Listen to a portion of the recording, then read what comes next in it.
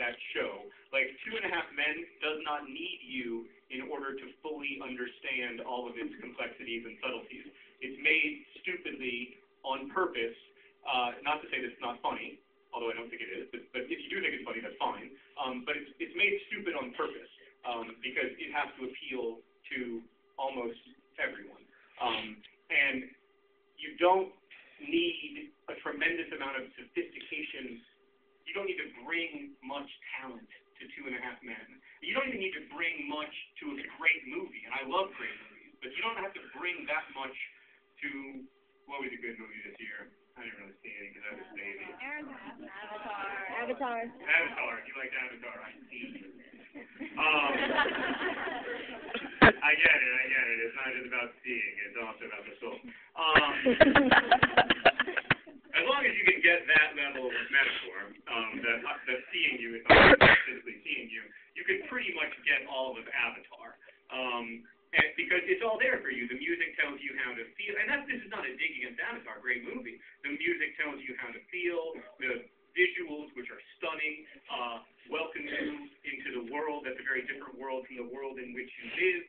It doesn't ask as much of me as a novel does, which is both why novels are in trouble and why they are ultimately so fulfilling to read, I think. Because it is truly, it doesn't exist. A novel doesn't exist until I read it. I'm going to get into whether that's true in a second. Just as a movie does exist, regardless of whether I watch it. Here's the other thing about being a person that I find really problematic and that really bothers me.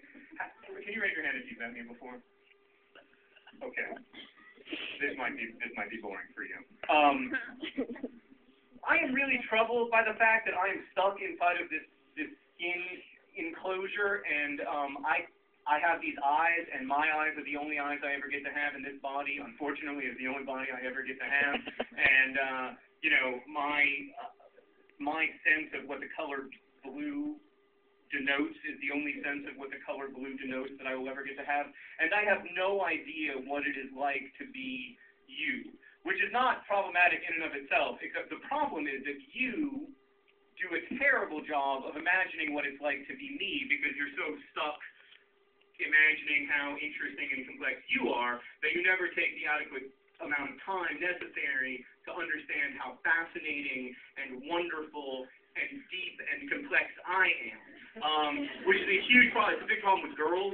I used to have this problem with girls all the time when I was in high school and college. I would date girls and they would just completely fail to understand me complexly. And the fact that I was failing to understand them complexly meant nothing to me.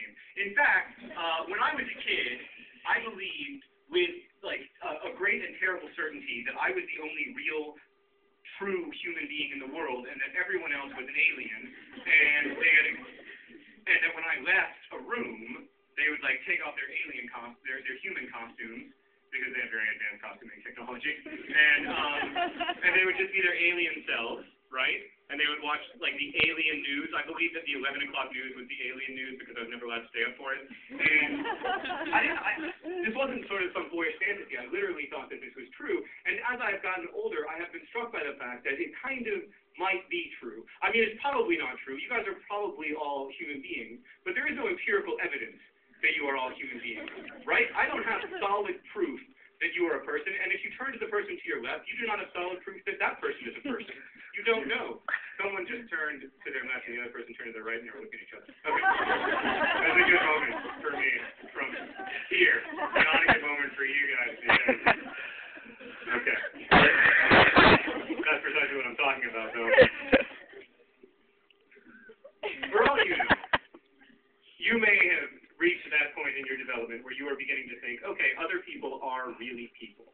And I need to accept that. I need to accept that I'm not the only human being in the world, that other people are not aliens, that this whole planet is not an elaborate construction by some kind of very advanced alien race to see what will happen if they put a human being through a certain trials and tribulations. And now you are here, and you are hearing me say that I felt the same way, which in turn makes you probably feel better about wondering whether you might be the only human being in the world. But is it not possible that my alien masters sent me here today for the express purpose of telling you that you are, in fact, not the only human to try to trick you? You don't know.